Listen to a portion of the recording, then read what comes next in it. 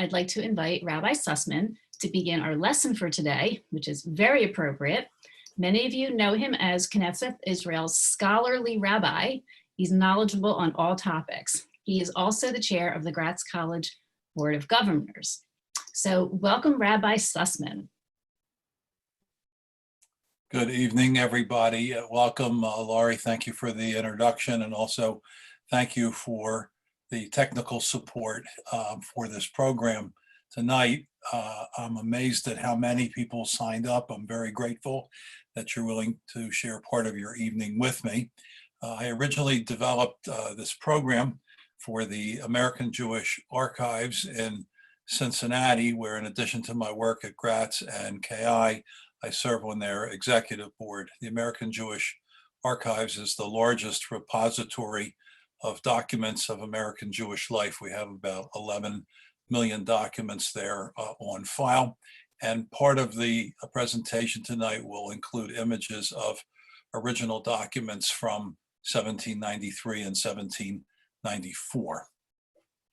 I entitled this program Almost Forgotten: The Philadelphia Jewish Community in the Yellow Fever of 1793, because in a certain sense, the Yellow Fever of 1793 is not well remembered. It is certainly not taught the same way as other aspects of local or national history are taught. And for sure, the Spanish flu epidemic of 1918 was much larger.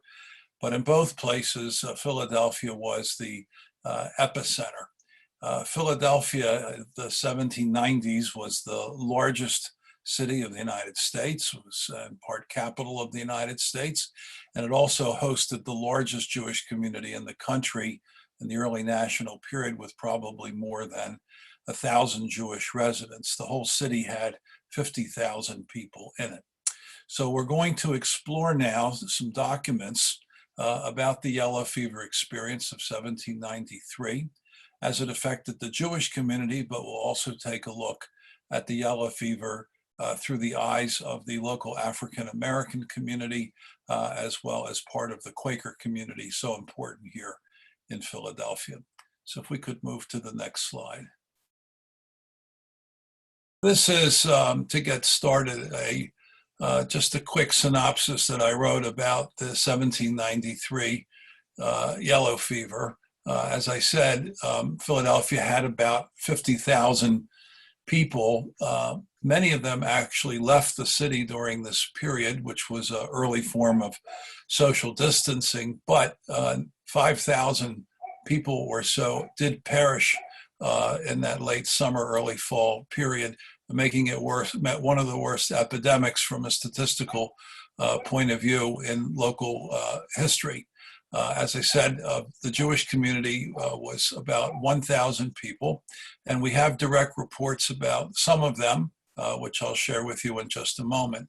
One of the consequences of the yellow fever is that the first medical treatise written by a Jew in America occurred as part of the description of what happened in Philadelphia, and also very much part of the controversies that were taking place, just as we're experiencing controversy today in the midst of this pandemic.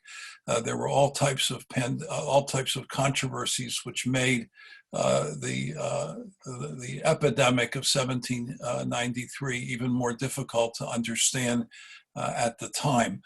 There was also a significant racial element to the yellow fever of 1793, which is important for us to take a look at. As we know through the reports of ADL, the current pandemic has led to further agitation of anti-Semitism in this country and beyond, which was already on the rise. And very often in these situations, people do look for scapegoats, and those scapegoats are often racialized.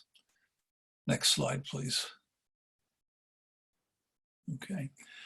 Here is a map, which is important in several respects. First of all, I should recognize that the streets that are coded in red are the streets where there were the most casualties of the yellow fever. and then orange, and then yellow. You should also note the size of Philadelphia. The whole city fit on the waterfront, the Delaware waterfront, between what is now the up-and-coming community of Northern Liberties and Southwark, which is down the area. Philadelphia actually ended at South Street in its original design. It was spatially much smaller than it is today. It wasn't until the 1850s that the city and county of Philadelphia were merged, making Philadelphia a very, very large city. So it was relatively small. It was what historians call a pedestrian city, and leaving from the Delaware River, you could only walk about 9 or 10 blocks until you were actually in the countryside, although William Penn and his associates had designed the city to go all the way to the Schuylkill. It had not filled in that far. But at 50,000 people, it was the most populous city in the country. It was still larger than New York. New York's great expansion takes place after the development of the Erie Canal under Governor Clinton in the 19th century. So Philadelphia is a very important city from the perspective of national politics, population, culture, and it is the largest city of Jewish residents, largely because of displaced people who had left New York and Charleston, South Carolina during the Revolution, but were slow to return home, very slow to return home after the Revolution, so they stayed into the early national period. For those who know where the first Jewish cemetery is located between 8th and 9th on Spruce, can understand that the cemetery was actually in the suburbs at that time, which is not unusual in city landscapes. So thank you for the next slide. Okay. We know that information is hard to confirm during an epidemic or a pandemic, and that certainly was true of 1793. This is an example, perhaps, of some of the confusion that can take place. This particular picture of this residence belonged to a man by the name of David Franks, who was one of the leading Jewish businessmen in Philadelphia from before the Revolution. In 1765, David Franks had signed the Non-Importation Act. He was very well to do. This is his home, which still stands today in the Strawberry Mansion as part of Fairmount Park, so you can see how well to do. But when the war actually breaks out, he sides with the British, and to some extent, his house served as a kind of officers' club for the British Army. It's even said that when the British left town and went back to New York, there was a great party, and that one of his daughters was literally the prize of this Renaissance-style party, and she, in fact, marries a British officer. He is back and forth after the war, but was confused later on with another person in the Jewish community in Philadelphia at the time by the same exact name, David Franks, who was actually a patriot. And legend had it that both David Franks died in Philadelphia. This is the report as of about 1900 in the Jewish Encyclopedia. I should explain what I meant about the Renaissance fair, that they had kind of faux jousting and they had to win the lady's hand. So that's the way that I phrased that, because I can see a comment.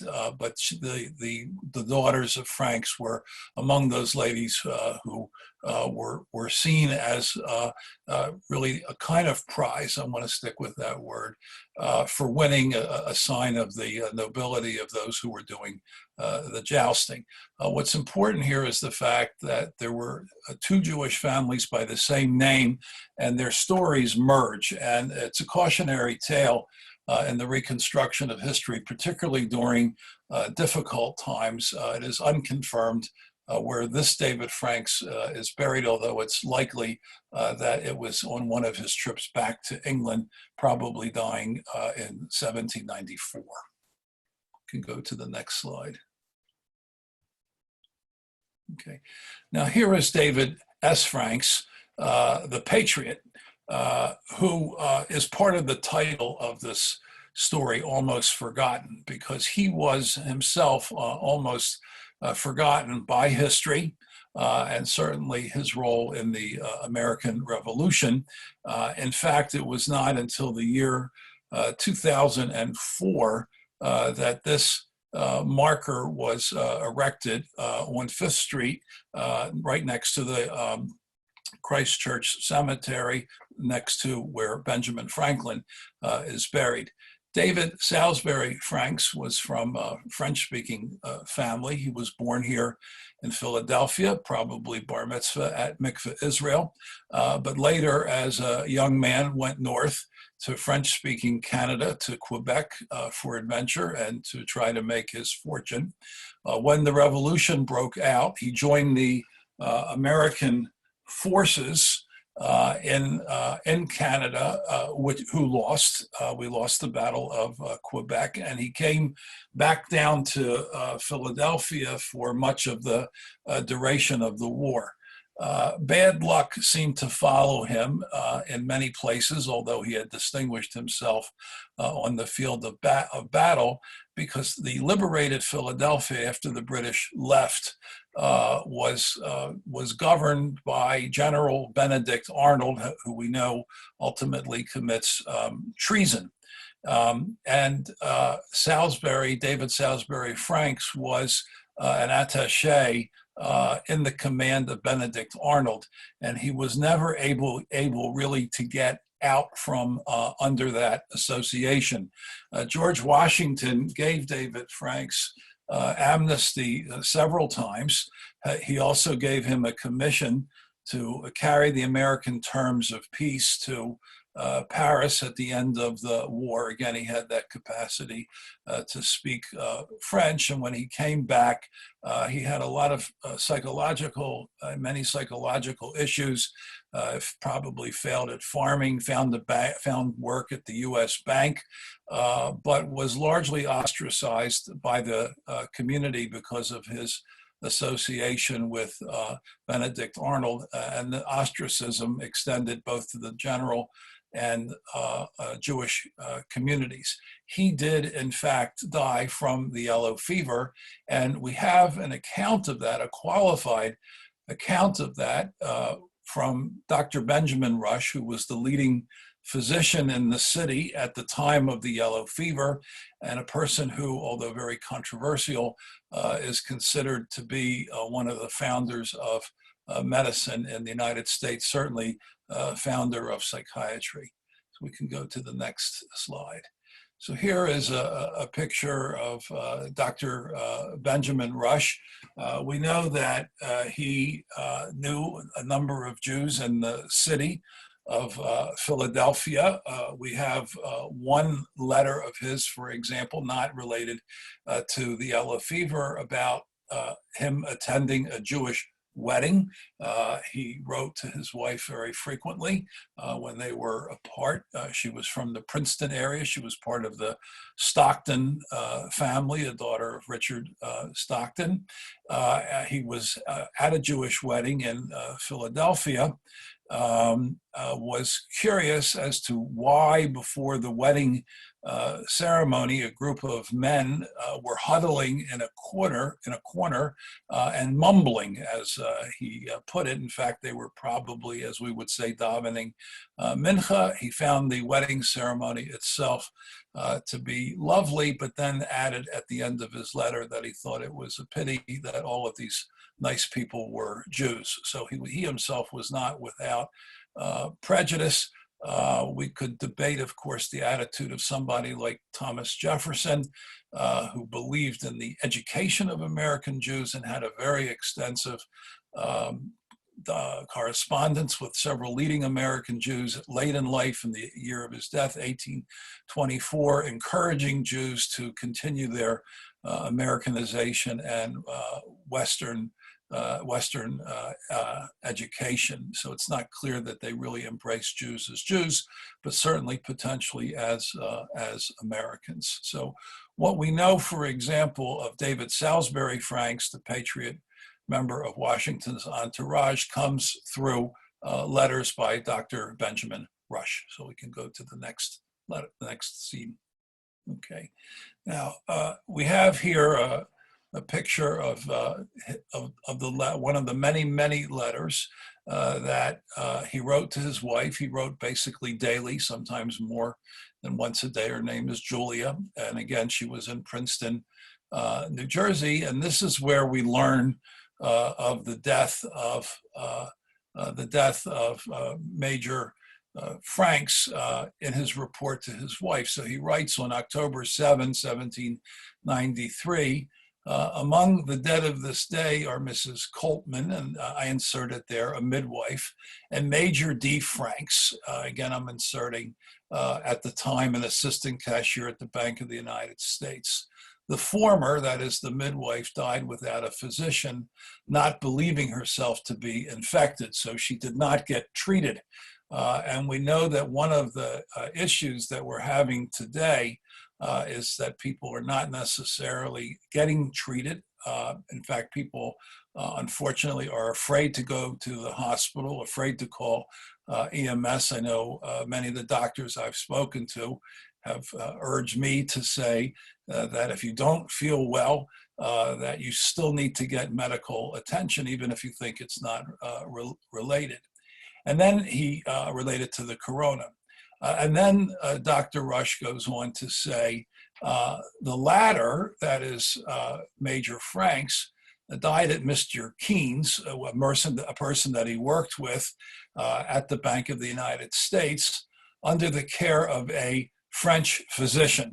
And that is very important because Dr. Rush did not like French physicians, and he believed that the treatment offered by French physicians was more harmful than helpful, and vice versa was true as well. The French physicians also believed that Dr. Rush was wrong. The Jewish physician who's involved in this picture was one of the French physicians, and we will be reading directly from one of his documents in just a moment. The fact of the matter is, neither side, the Benjamin Rush side or the French physicians, properly understood the disease. They did not relate it to mosquitoes. Rush, in particular, felt that it was caused by bad food cargo, either coffee or fish. He was right that it was coming up from the Caribbean, but they really didn't understand it, nor did they have any real treatment. This was before the development of modern medicine. Certainly it was just before the development of vaccines. So the reference to French is loaded in this letter, and his wife would have understood the underlying feelings.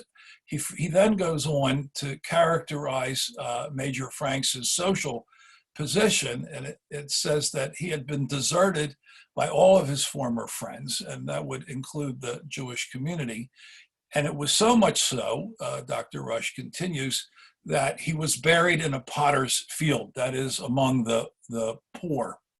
And this is the report that he heard. Now, as you see in the next sentence, as many as 100 people a day were dying of yellow fever, that this is toward the apex of the curve at that time. And correctly, the medical officials in the city and the civic officials were looking to bury people as quickly as possible so that the disease itself wouldn't get worse or other complications would set in. Since nobody claimed Major D. Franks's body, he was thrown onto a cart and was taken off, according to this report, to a potter's field. We'll see later that Dr. Rush will retract that. He then goes on, and you can see a little bit if you can read his handwriting, where it says, "My publication of this evening has met with a kind reception from my fellow citizens. I have only named the mistakes of my brethren. The public has been very liberal in applying harsh epithets to them." The fact of the matter is the doctors were battling out the differences between them in the press at the time. And here he is claiming, that is, Rush is claiming to his wife that he is getting the support of the public in his form of treatment, which was mostly bleeding patients, and perhaps the use of opiates and things like that to relieve pain, and that the French doctors were being harshly criticized by the general citizenry. So that is what was written on October the 7th, the day that Major Franks passes away. So we can go to the next letter. So here is his second letter. It is actually a 2-day letter. If you look at the original, you can see where it says, "My dear Julia." It starts at the top on October the 9th. He was able to write about a paragraph that day. And then he continues on October 10th before mailing it. So this is what the original looked like. So let's go to the next slide. In the official transcripts that have been published of Dr. Rush's correspondence with his wife, it actually only took his letter down to his signature. That was on October the 10th, where you can see he says, "Adieu, my dear Julia, yours sincerely, Benjamin Rush." What is not in the official transcript are the PSs. And this is what I found when I decided to read in the PS. PS, Major Franks was not buried in the potter's field. So he retracts his restatement of October the 7th. Rather, he writes, "Honest John Thompson, the blacksmith with the wooden leg, who lives opposite to Mrs. K, prevented it and obtained a grave for him," that is Major Franks, "in the Christ Church burying ground." So this is quite remarkable that in the middle of an epidemic with 100 people dying a day, a non-Jewish person is able to identify the body of Major Franks, which was probably on a cart with other bodies on its way to the Potter's Field graveyard. And Thompson calls out and says that David Franks was a veteran of the Revolution, that he was an officer, that he actually had been given an honorable discharge despite the controversy that continued to surround his name, and he deserved to have a more proper burial. Also remarkable is that Christ Church, which today is the beautiful Episcopal Church on 2nd, and had been the original Church of England building here in Philadelphia, enjoyed very close relations then and now with Mikveh Israel congregation, provided him with a grave. We are uncertain exactly where that grave was because, again, it was an epidemic, and they did not put a marker up, so it's unclear where exactly David Franks is buried. But we know that Christ Church did accept his body, which is an important statement with respect to the lack of anti-Semitism, or at least to the anemic quality of anti-Semitism. Here we have the Dr. Rush, the leading physician in the city, who's reporting, obviously based on social connection with Franks and the Jewish community, and also that Christ Church was so cooperative in the middle of an epidemic. They easily could have said he's Jewish and we don't want him there, but his service overrode any such hesitation. And as I said, in 2004, a proper marker was put up, guessing where he might have been buried, but also outside of the walls right on 5th, that you can go and see for yourself on a nice day today. Okay, we can go to the next slide. Okay, now over against Dr. Rush, who was the leading physician in Philadelphia, and maybe the country at the time, were a group of French physicians in the city, including a Jewish physician from Suriname, whose name was David Isaac Cohen Nassy. Nassy is the Hebrew word for president or leader of a congregation. He had arrived here from Suriname in 1792 and did have prior experience with epidemics. Like the other French physicians, he was much lighter on bleeding. He did bleed, but not to the extent that Benjamin Rush did, and that led to very harsh feelings between the two. Subsequent to the end of this epidemic, he wrote up his observations, and you can see the cover here. The book is written both in English and French. The English report is on the right side. The French report is on the left. There had been other doctors earlier, Jewish doctors in the colonies in the States. There was even a British Jewish doctor who was kind of the Dr. Spock of the time, who was kind of well-read during this period. But this publication, Observations of the Cause, Nature, and Treatment of the Epidemic Disorder by Dr. Nassy, is actually the first medical treatise written by a Jew in the history of the United States. So let's go to the next page. And you can see here it is the English is kind of the British English of the time. And I can just read a little bit to you so you get a sense, where he's basically just describing his diagnostics and his treatment plans. I've never purged any patient except those who took sick on the first day. But about the 6th day of his illness, or when I perceived by his urine that action had been made, I never used bark. One of the things that Benjamin Rush writes about was the use of bark by the French physicians, which he considered to be quackery. And then Nassy continues, which I look upon rather as a good strengthener than as an anti-putrid, to keep them from being further sick before the disease is actually abating.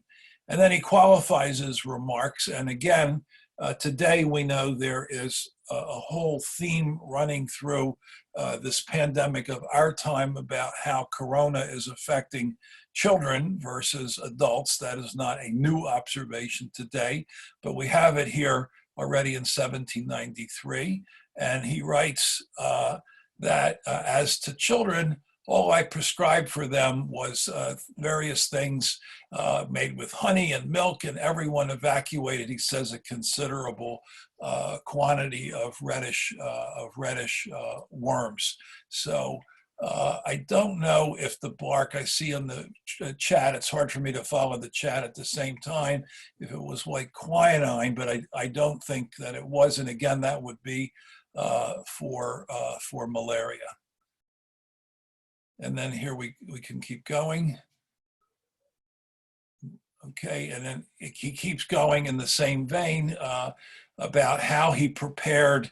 There was no Merck at the time to make drugs, so they had to prepare their own, and he has different concoctions and treatments, again, trying to stay away from bleeding as best as possible, also allowing the people to have fresh air. Ultimately, what will resolve this epidemic, but not the one that we're in, is indeed the cold weather.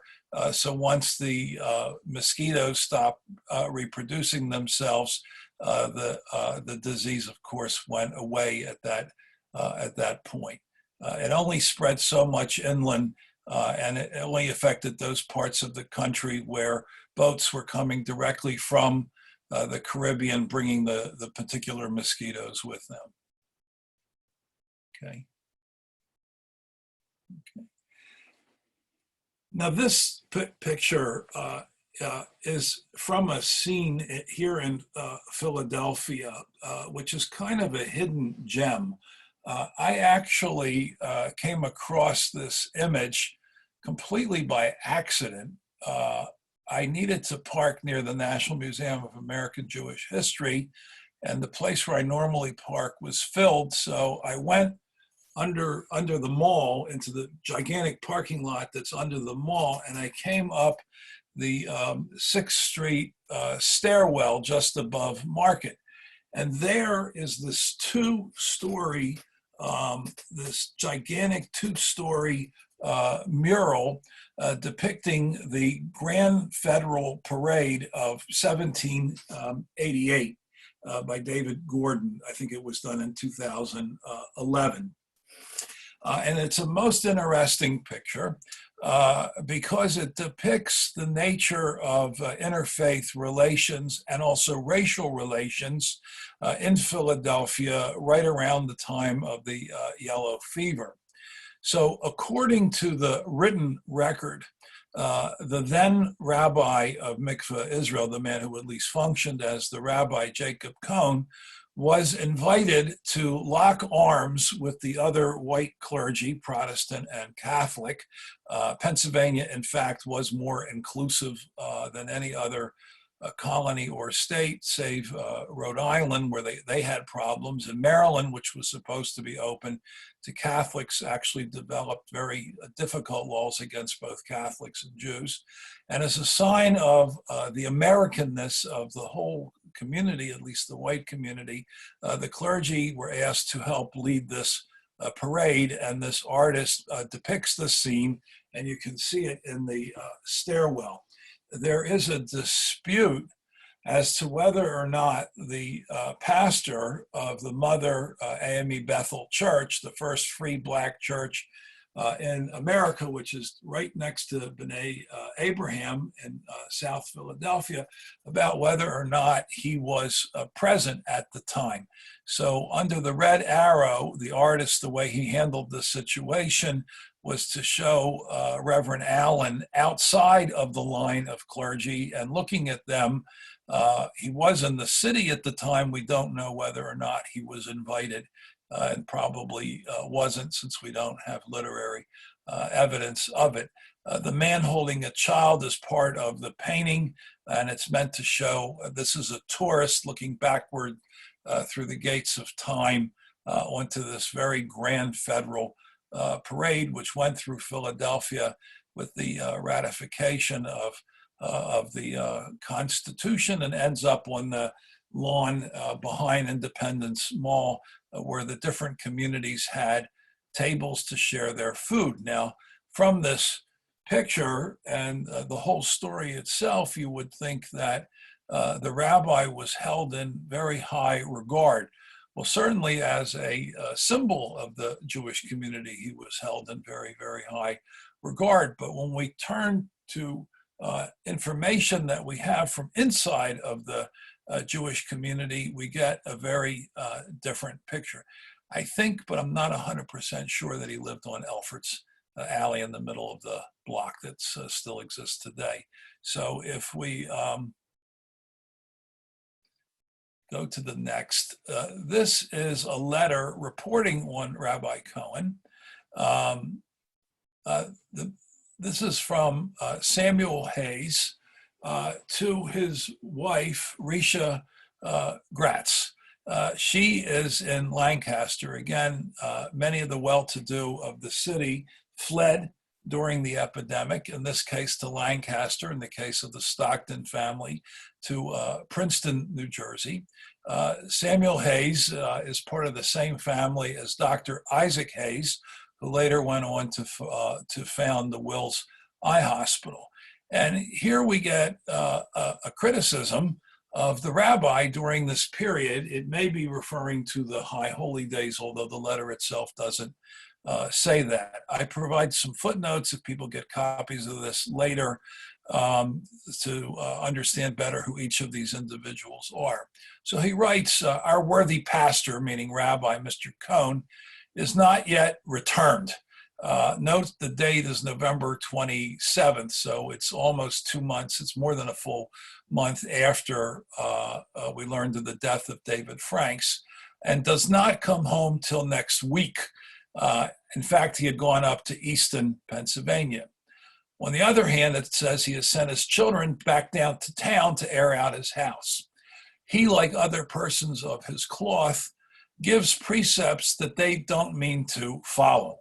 So here comes the charge of hypocrisy against the rabbi.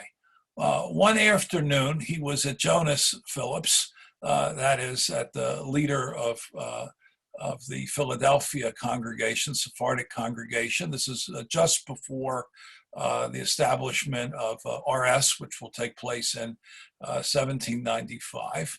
And there at Jonas Phillips' congregation, Rabbi Cohen preaches for half an hour to put their trust in the Almighty, that there was no such thing as flying from his hand, which probably means fleeing from the presence of God, as in the book of Jonah, though he would protect those who would put his trust in him.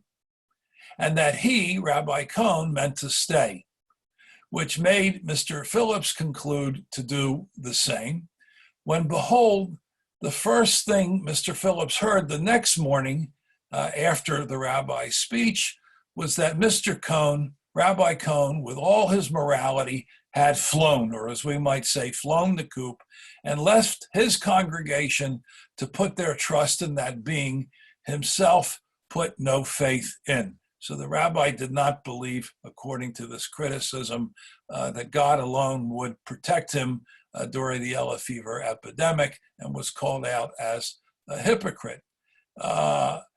Meyer Hart has killed ever since for Mr. Cohen, which may mean that he defended him at all costs, kind of a dueling kind of term, and thought that fasting as well as prayer would have a good effect on the yellow fever. So there were defenders of the rabbi for his message, and critics because he did not follow his own message and merely pray and fast as a way of resisting the infections of the yellow fever. So he himself was called out. We go to the next. Okay, this is what was left of the original from the American Jewish Archives. I don't know 100% sure if the original itself survives. The technology of photocopying back after World War II were these reverse negative images. The founder of the American Jewish Archives, Dr. Jacob Marcus, did a sweep of the country, including here in Philly at Dropsy College, and made copies of originals. Unfortunately, the Dropsy Library in part was destroyed in a terrible fire in 1981. The remnants of it, quite a good portion, luckily, ultimately ended up at the Cat Center, which is near the Independence Hall today, and is an institute part of the University of Pennsylvania. But in terms of what the original material looks like with respect to Hayes's literature, this is probably the best we can do in studying their actual script. Okay. All right. Now, Dr. Rush was the leading physician of the period, and he had many medical opinions and many social opinions, including the idea that African Americans were immune to yellow fever. And he urged them to participate in the caretaking of the citizens of the city who were afflicted by yellow fever. And this is one of the controversies around the yellow fever locally here in Philadelphia. So no less an authority than Dr. Rush says that the African Americans should jump in. And in fact, they did. But sadly, they didn't have, that population did not have any natural immunity or acquired immunity, and almost 300 African Americans die from the yellow fever in 1793. On the other hand, listening to Dr. Rush, they perform remarkable service to the city, and did act as nurses and the operators of the hearse and other such things, assistants in homes during the fever, believing that perhaps they were protected by their own genetics. In the midst of all of the calamity, as the word is used here, a newspaper writer, publisher, journalist by the name of Matthew Carey, an American of Irish descent, kind of racializes the argument as to whether or not the Black community had a positive or negative effect on the yellow fever, with many people coming to the conclusion that by helping, the Black community was actually causing the problem, or causing the problem to be worse, instead of helping people survive the illnesses from yellow fever. And he wrote about it in his various publications, and that in turn elicited a response from the leadership of the Black community. The main figure was, it says on the front cover there, R.A., who was Richard Allen, who writes a rebuttal to Matthew Carey. Now, this is not specifically Jewish history, it's Philadelphia history, but it's important that unlike, for example, the Black Plague of 1398, where Jews were blamed directly for the plague in the 14th century, here that kind of scapegoating is redirected not against the local Jewish community, but against the African American community. So we learn in this particular situation that the Jewish community in Philadelphia was actually well ensconced and were accepted by and large among the white population of the city. Although we know that people like Rush had his reservations, he still pretty much accepted them. So we'll take a look now at the next slide. Again, it's written in that font, which makes it difficult to read. So let me just try to interpret a little bit. This is Richard Allen. Principally, it's also Absalom Jonas writing, but mostly Richard Allen. In consequence of a partial representation of the conduct of the people who were employed to nurse the sick in the late calamitous state of the city of Philadelphia, we are solicited by a number of those who feel themselves injured thereby, and by the advice of several respectable citizens, to step forward and declare facts as they really were. Seeing that from the others of the challenges we take upon ourselves, and that we did what was generally in our power, and that we should not be accused of any kind of misbehavior. And then he goes on to document the contribution that the Black community makes in helping the population during the yellow fever. Now, Philadelphia already had a large free Black population, and it is the site of the first free Black church in the United States, which is still here to this day. So if we move on, as part of the narrative, you can see here that there's a reference to Mr. Carey here, he is directly refuting. And in this particular passage notes that perhaps people who were jailed but not of violent crimes were actually released during the yellow fever.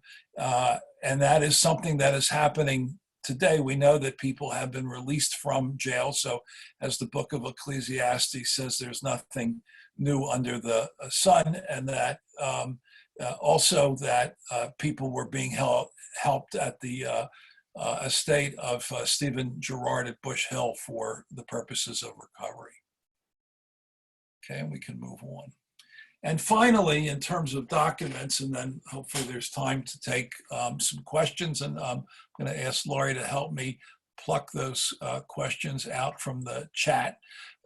We do not have a document, at least none that I'm aware of a view of the yellow fever of 1793 from a Jewish woman in Philadelphia during this time, although certainly among families like the Gratzes, there was a very high rate of education and literacy. In fact, Risha Gratz, who we saw before, was probably the first Jewish woman in the country to go to college, at least for 1 year.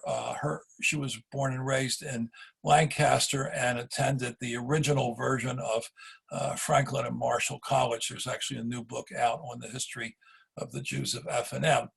But we do have a woman's report on the yellow fever, so I thought it was important for the sake of completeness to share it.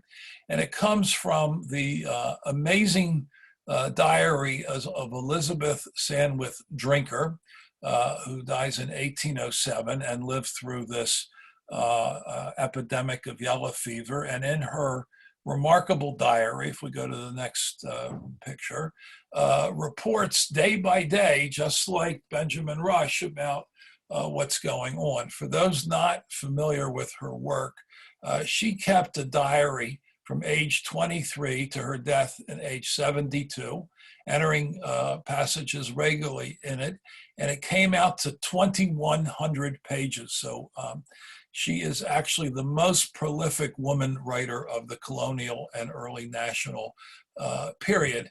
And I went through it looking for descriptions of what it was like in general to be in Philadelphia in the fall of 1793. So if we go to the next slide, please. So here we see September 29, that's just a few days prior to when David Franks died. So this is toward the height of the morbidity of the yellow fever.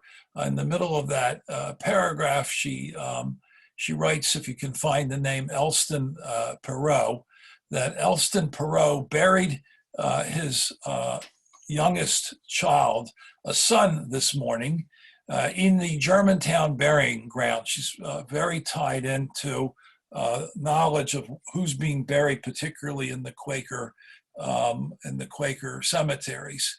It was not supposed he died of the yellow fever. Again, this is a controversy which has developed in recent days, that there's always going to be death, and exactly how to classify deaths is problematic in determining the number of casualties from the disease itself. We have that same theme running through our society right now. His family are at Sansom's place, we know Sampson Street, called Parlaville. This is the fourth out of the 5 that they have lost within 3 years. 2 sons of putrid sore throat, hardly a medical evaluation. A little daughter then overlaid by her nurse and her nurse's care. Now, out of 5 children, they only have 1 daughter remaining. So the tragedy of the moment is recorded here by Mrs. Drinker to get a sense of what the people of the city were going through. She herself lived in Grace Ferry, and I believe moved a little bit further away, perhaps to the other side of the Schuylkill, to get away from the scourge of the mosquitoes. So those are some of the original documents which help illustrate the experience of the yellow fever in general in the city of Philadelphia, and also how the Jewish community of 1,000 people experienced that yellow fever epidemic. And my last slide before we turn it over to Q&A is very often we're asked for references as to where you can read about it. So there are multiple biographies of Benjamin Rush, this one by Stephen Fried, a general older history of the yellow fever in Philadelphia by John Powell, a massive general multi-author history of Philadelphia by Wigley, and the largest and still incomparable history of colonial Jewish Philadelphia all the way up to the age of Jackson by Wolfe and Whiteman, that is as big as an old-fashioned phone book. And those are some places you could go to read more about it. So we've gone for almost an hour at this point, and I wanted to hand it over to Laurie for her announcements, as well if she'll tell us if we have time for any Q&A. Well, I do hope we have time for some Q&A, because we do have several questions that have come in through everyone. I've been having a very active session in the chat while your presentation has been going on. And I apologize if I ask you any questions that you that you hit on the answers to while I'm asking you. But I really want to thank you, Rabbi Sussman. To be honest, after hearing your presentation, I am even more committed to staying away from mosquitoes, as if I didn't dislike them enough before. It's a good idea. Yeah. But unfortunately, before opening up for questions, I do have a few quick housekeeping things to say. I'd like to remind the alumni out there, please don't forget to update your contact information on our website and to join the Gratz alumni Facebook page. We launched this Gratz at Home series as a way of showing that we're here for our community in this challenging time. We are thrilled to have received such a strong response. Today we had over 250 people logged on. Among those of you out there who are participating tonight, we have alumni, we have current students, we have donors, we have members of the Board of Governors, people who are local to Philadelphia, and people from around the world. If you would like to help strengthen Gratz and make it possible for even more students across the world to participate in our online programs, please consider making a tax-deductible charitable donation, and thank you to all of you who have already done so. So on behalf of everyone here at Gratz, thank you for your participation and your support.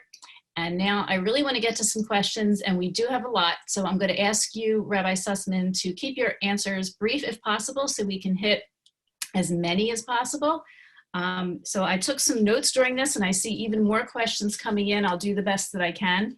I had several people who are part of the Colonel Frank's fan club. Oh, good. Yes, exactly. Apparently there's a fan club within our participants here. That he was a good guy. Wanted to mention that he helped negotiate our first treaty with Morocco. I have also heard, and these aren't questions so much, Rabbi Gabai from Mikveh Israel happens to be on here tonight. He said a few years ago that Reverend Safford and him, that they said a prayer in memory of David Frank in that cemetery that you mentioned on the occasion of the placement of that historical marker. That's correct, and I was present too, yes. Wonderful, wonderful. I also wanted to mention that we have Jerry Silverman on here with us tonight, and he does tours throughout Philadelphia, and he said that the mural that you showed was done as part of the mural arts program.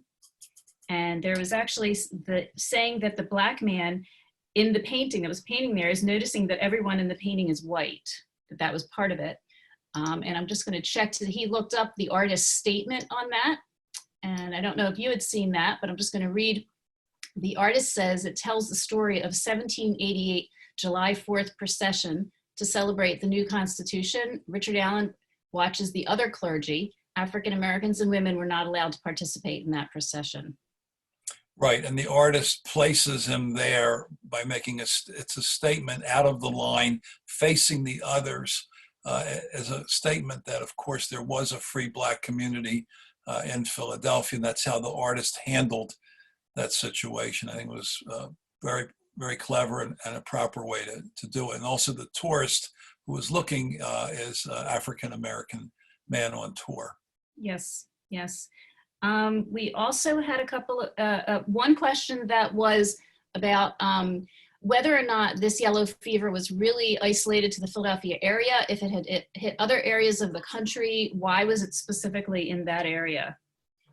So it had to do with mosquitoes that were brought by boats carrying cargo from the Caribbean. So wherever those boats went with mosquitoes, with diseased mosquitoes, that's where the yellow fever hit. The mobility is not like we have today. Part of the problem with our pandemic, of course, is there's so much international travel that disease can spread from epidemic to pandemic. You know, if you think of Camus' great novel, The Plague in Iran and in Algeria, it's because people weren't moving around the way they do today. So the yellow fever occurs where the mosquito arrives and where it's the right temperature, because it's dependent on that, and it doesn't go to other places. You should know that throughout history, there's an endless stream of epidemics and pandemics in human history. We just tend not to emphasize that in general history. The most startling fact for me is if we had done a talk tonight on the Spanish flu of 1918, that about 165,000 American soldiers died in Europe during World War I, but 650,000 Americans died stateside from the flu. But we rarely ever talk, well, now we do, but prior to this, we rarely ever talked about the flu and do properly speak about World War I. So it's important to have some knowledge of the medical history of one's society. Cholera, yellow fever, smallpox, these diseases often ravaged the populations until either there was herd immunity or social distancing or whatever they had, until the rise of vaccines. And when vaccines come in, I believe smallpox was the first, there was tremendous resistance because it was such an unusual technique.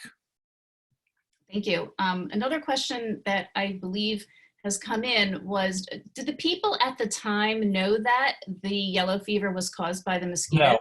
No, everybody had it wrong, including the doctors. It was not clear to them what the origin of the disease was. I have one question asking, did the Jewish doctors have a better handle and have better success treating this than Dr. Rush did? Well, it was not so much Jewish as French. That was the division in the city, especially from Rush's point of view. No, they really didn't have an effective treatment at all. They just did less harm. The bleeding proved to be harmful, and Rush was, quote, liberal with the amount of blood that he would remove from people repeatedly, leaving them in a weakened state. So it was just the least of the worst would be the way to put it. They were very good observers. They wrote down lots of notes, but they just didn't have the science.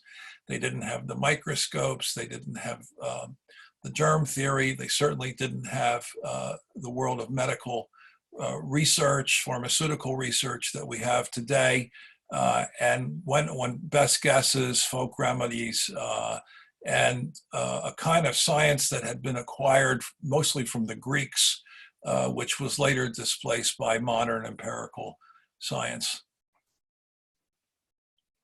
So we have time for just one last question.